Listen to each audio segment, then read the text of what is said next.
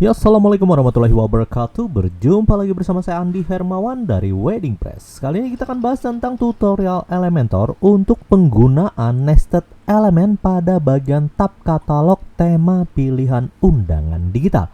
Contohnya bisa kita perhatikan di bagian sini ya, ada bagian tab tema foto, tema tanpa foto, dan tema premium. Ini kalau kita klik ya, dia akan langsung berganti ke beberapa pilihan dari tampilan tema yang akan kita gunakan.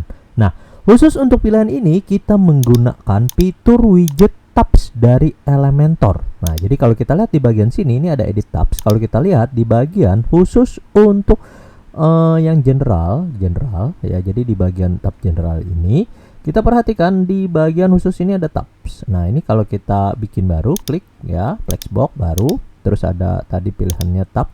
Kita scroll, ini ada tabs ya, kita drag and drop saja. Nanti pilihannya tab yang seperti ini. Nah, ya, jadi kita bisa isi tanpa perlu tambahan fitur dari plugin yang lain, hanya dengan fitur dari General Elementor. Nah, untuk penggunaan dan pembuatan yang seperti ini kita bisa customize nanti di bagian directionnya, apakah mau di atas atau di bawah bagian tabnya ya, ataukah nanti di samping ya, atau di samping seperti ini. Nah, bahkan nanti kita juga bisa atur untuk responsif di bagian mode tablet ya, lalu di bagian khusus untuk mode mobile phone. Nah, di bagian atasnya ada tema foto. Nanti kalau kita scroll dia akan muncul tema tanpa foto. Yang di bagian tema tab tema foto ini akan ketutup. Nah, begitupun juga yang lain. Nah, kita bisa atur yang seperti ini. Nah, kita akan bahas tentang tutorial cara penggunaannya dan cara pembuatannya di bagian video ini. Jadi pastikan Anda sudah berlangganan channel ini supaya tidak ketinggalan video yang lainnya juga.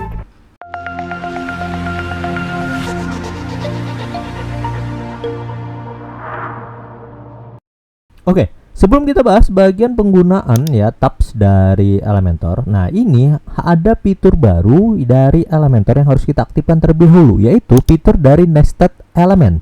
Nah, jadi kalau kita lihat di bagian Elementor ya, ke setting dan kita atur di bagian pictures. Nah, kita scroll ke bagian bawah, ini ada nested element. Ini pastikan itu adalah yang aktif.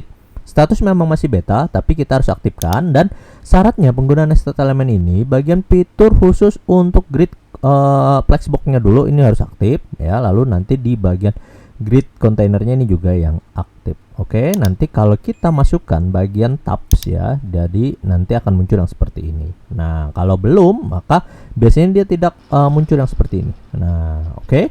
Nah, selanjutnya ketika kita mengaktifkan, nanti untuk penggunaan tabsnya itu tadi ada di bagian tab general. Jadi di bagian layout, basic ya, pro atau general. Nah, kita scroll. Nah, bagian sini ada bagian tab, kita drag and drop saja ke bagian sini. Nah, ini isiannya nanti ya, kita bisa menambahkan widget baru di bagian sini ya. Jadi di bagian tab ini ada tab 1, 2, 3. Ini kita bisa ganti aja, misalnya judul ya, bisa seperti itu. Nah, tapi isiannya ini bisa kita tambahkan. Misalnya kita nambahkan kontainer baru, klik layout, kontainer bagian dalam. Oke, terus kita tambahkan nanti bagian image box, bisa seperti ini. Terus misalnya kita klik tab 2, masih kosong ya kan, kita masukkan grid misalnya. Nah, bagian grid kita kasih 2 kolom, 1 baris. Nah, kita tambahkan bagian basic image, lalu kita tambahkan bagian teks sampingnya. Nah, udah, ini tab 3. Misalnya kita tambahkan kontainer baru ya, kita kasih video lah misalnya bagian situ, video. Nah, jadi tab 1, 2, 3 ini beda-beda nanti isiannya. Ini tab 1, nah ini yang seperti ini. Tab 2 bisa seperti ini, dan tab 3 bisa seperti ini. Nah, ini enaknya kita bisa mengcustomize sesuai dengan kebutuhan kita nantinya. Jadi kita bisa custom nanti tab kita mau yang pakai apa ya, jadi tampilannya mau yang seperti apa. Itu enak sekali kita editingnya ya. Nah, lalu misalnya di bagian sini ini ada setting direction, justify, dan align title. Nah, ini kalau kita atur, kita klik aja di bagian sini, contohnya yang sudah jadi aja. Di bagian direction ini di bagian atas, maksudnya atasnya ini bagian tabnya ini. Jadi misalnya kita klik bagian below, itu ke bawah ya, bagian ini samping.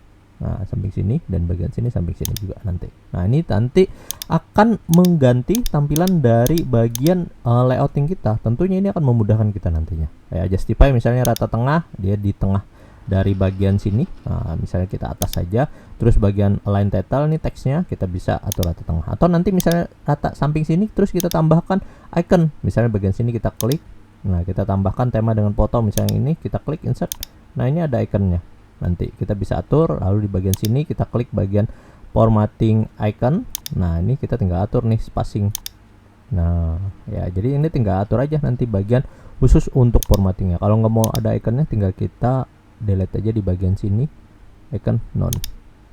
Nah, jadi dia hilang bagian ikonnya. Nah, jadi tinggal Anda customize sesuaikan dengan kebutuhan Anda. Ini tentunya akan jauh lebih menarik ya. Dan tampilan kita nantinya akan lebih responsif juga ketika nanti kita di bagian akhir akan nyeting di bagian responsive mode-nya. Nah, sekarang ketika kita menambahkan ya bagian tabs elemen ini, kita harus perhatikan di bagian sini tadi, bagian isiannya. Nah, jadi di bagian masing-masing tab ini ada pilihannya. Apakah nanti Anda mau pakai container ataukah nanti pakai grid? Ya, kita sudah bahas di bagian video sebelumnya apakah Anda mau pakai yang Flexbox container atau grid untuk mengatur layout isian dari masing-masing desain layout yang mau Anda tampilkan. Nah, jadi tinggal Anda atur. Kalau di duplicate ini bisa aja nanti kita tinggal klik kanan di bagian sini, tab yang ini ya, klik copy, kita ke tab 3 ya, di tab 3 ini klik kanan, kita paste.